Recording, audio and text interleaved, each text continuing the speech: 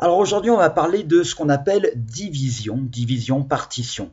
Vous inquiétez pas, c'est pas un terme qu'on va vraiment utiliser, vous n'avez même pas besoin de le savoir pour l'instant, on va plutôt utiliser le mot partage. D'accord? Alors on va regarder la page 86 du fichier Singapour et on va un peu discuter de ce qui se passe sur cette page.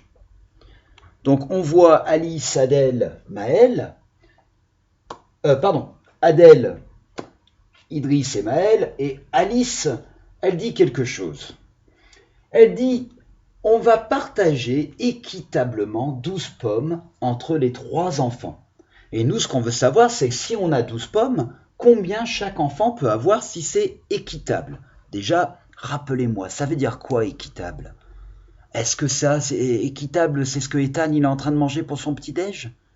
Non, c'est pas ça équitable. Vous vous rappelez, ça veut dire que c'est pareil. C'est une somme qui est pareille pour tout le monde. Et c'est ce qu'on veut trouver. Alors si vous vous rappelez, il y a quelques leçons, on avait abordé ce mot partage équitable quand on regardait les histoires de chaussons aux pommes, de tartes aux pommes, de pommes. Vous vous rappelez, ils avaient un certain montant au début, 15, et il fallait les mettre par groupe. Et c'était des groupes égaux. Donc égaux, équitable, ça veut dire la même chose, c'est que c'est pareil pour chaque groupe. Et là, on avait vu que voilà, ils avaient fait 4, 4 et 4 pour les chaussons aux pommes, 2, 2, 2, 2 pour les tartes aux pommes, les pommes rouges c'était 3, 3, 3, les pommes vertes c'était 5, 5, 5. Donc ça, c'est un partage équitable. Et on va aller plus loin avec ça aujourd'hui. Alors voilà, on va faire le lien avec ce que vous venez de voir sur la leçon d'il y a quelques semaines et celle d'aujourd'hui. Donc là, c'est très facile à voir par rapport à cette boîte et les pommes. Ils les ont mis bien en rangée. Ils ont pu faire des flèches pour dire tout ça, ça va pour Adèle, tout ça, c'est pour Maëlle et tout ça, c'est bien pour Idriss. Donc là, on peut tout de suite savoir combien de pommes chaque enfant va avoir. C'est combien? C'est 4. Si on partage équitablement la somme qu'on a ici, et on va voir combien il y avait en tout, ils auront chacun 4 pommes. Et voilà, si je vous le montre avec des cubes ou des jetons, attendez, voilà, je peux représenter les pommes. Alors, on les a comptées, enfin moi je les ai comptées, j'imagine que vous avez fait ça en regardant l'image. Il y en a 12 en tout. Alors en matière, en grande section, on a abordé ça sans vraiment vous dire que vous étiez en train de diviser.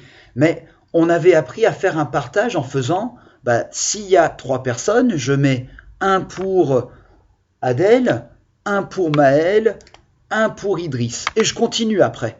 Je dis encore un pour Adèle, encore un pour être sûr que c'est équitable. Partage équitable, on a beaucoup fait en GS.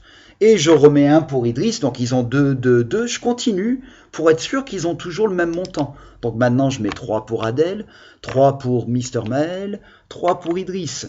Il m'en reste 3, je peux encore faire 1, 1, 1. Donc encore un, encore un, encore un. Et on retrouve bien des groupes de 4 comme indiqué dans l'image. 4, 4, 4. D'accord ? Donc on est parti de la somme de 12 et on a dit si on a 12 pommes et qu'on veut les partager en 3 parties qui sont équitables, on peut donner 4 pommes à chacun.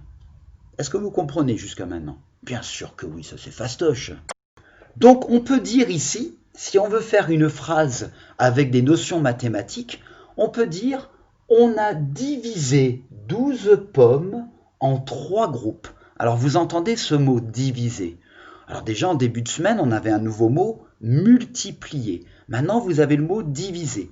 Diviser, vous inquiétez pas, faut pas paniquer et se dire « Oh là là, qu'est-ce que c'est que ces trucs que le maître nous raconte ?» Non, diviser, c'est juste faire un partage, comme ça, comme on vient de faire avec les pommes. Et maintenant, on sait que chaque groupe contient 4 pommes. 3 groupes de 4 font 12. Donc, c'est quoi 3 groupes de 4 font 12? C'est la multiplication.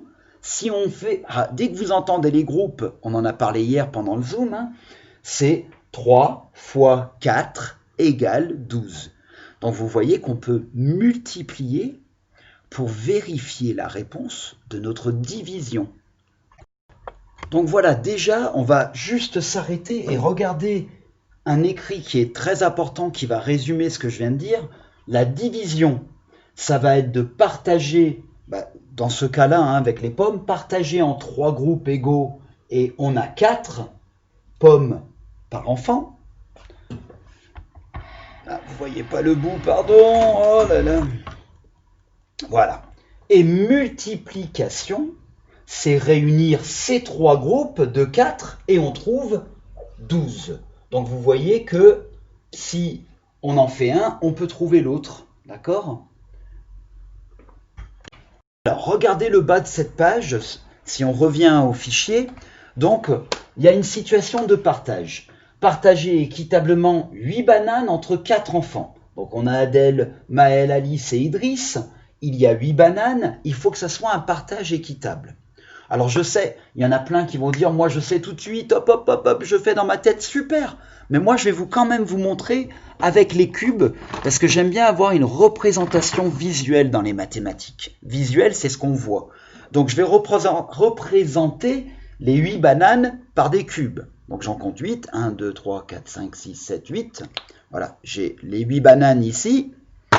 Et si je fais un partage équitable, il faut que je donne 1 à chaque enfant. Donc je dis une banane pour Adèle, une banane pour Mister Maël, une banane pour Alice et une banane pour Idriss.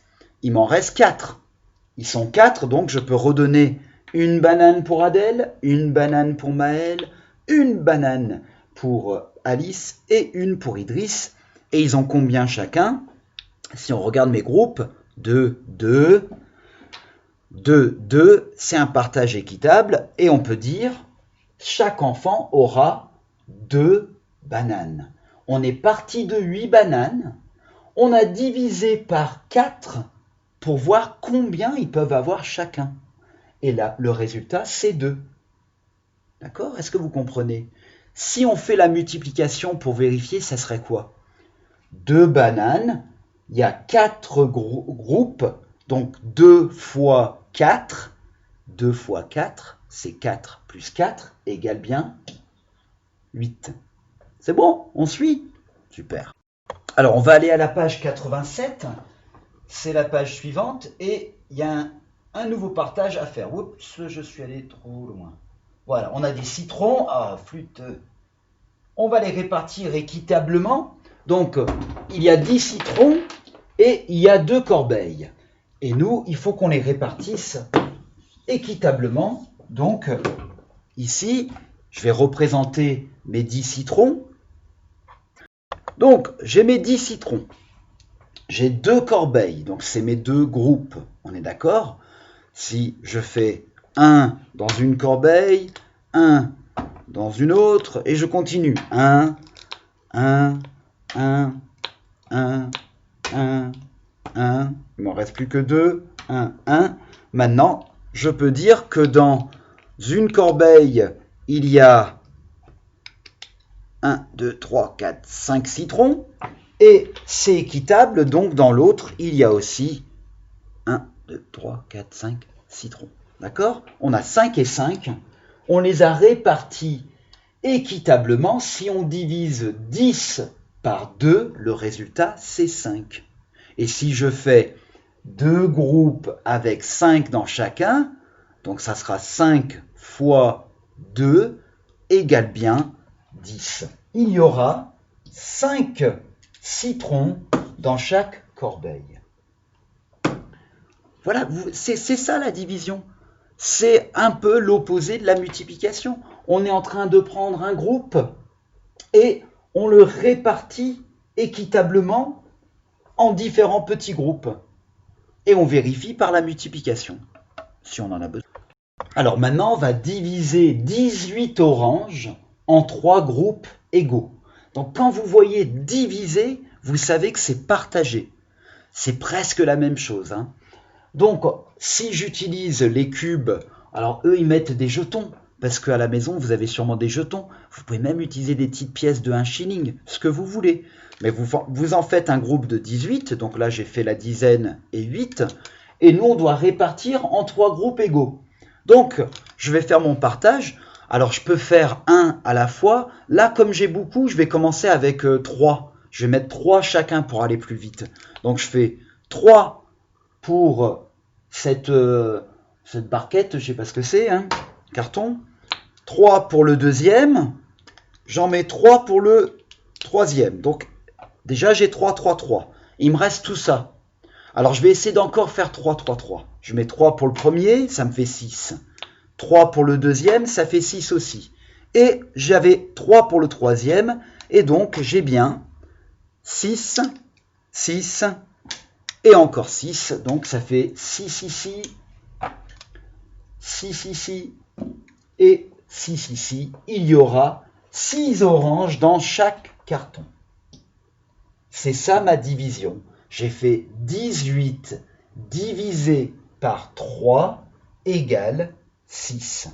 Et je peux faire la multiplication en disant 3 fois 6, parce qu'il y aurait 6 oranges dans chaque carton, 3 fois 6 égale 18. Maintenant, il demande, pour le B, peux-tu diviser 19 oranges en 3 groupes égaux? On va essayer. On va rajouter, on va refaire notre train avec les cubes et on va en rajouter un. Parce qu'on avait 18, maintenant ils veulent 19. Et on sait que c'est une unité de plus. Alors c'est encore en 3 groupes. Donc je vais faire pareil, je vais aller en plus vite, je vais faire des groupes de 4, d'accord? Donc je mets 4 ici. Je mets 4 ici. Je mets 4 dans ce carton. Il m'en reste encore, mais pas assez pour faire 4 à la fois. Je vais faire 2 à la fois. Donc maintenant, je rajoute 2 ici, ça fait 6. Je rajoute 2 dans le deuxième, ici, ça fait 6 encore. Je rajoute 2 ici, et j'ai 6 là, mais il me reste un cube. Donc il me reste une orange. Si je mets là, c'est plus un partage équitable. Les groupes ne seront pas égaux. Donc je ne peux pas faire cette division si je veux que ça soit équitable. Parce qu'il me reste une orange. Et c'est comme ça qu'on explique la réponse. Non, on ne peut pas, parce qu'il resterait une orange. Ou on pourrait dire, oui, je peux, mais ce n'est plus un partage équitable, parce que j'aurai 6, 6 et 7. Ou je pourrais dire aussi, oui, j'ai fait un partage équitable, mais il me reste une orange que je ne peux pas placer. On va faire des fiches d'entraînement, la 251 jusqu'à la 254. Donc vous pouvez prendre déjà ces fiches-là. Je vais mettre cette vidéo en ligne de suite.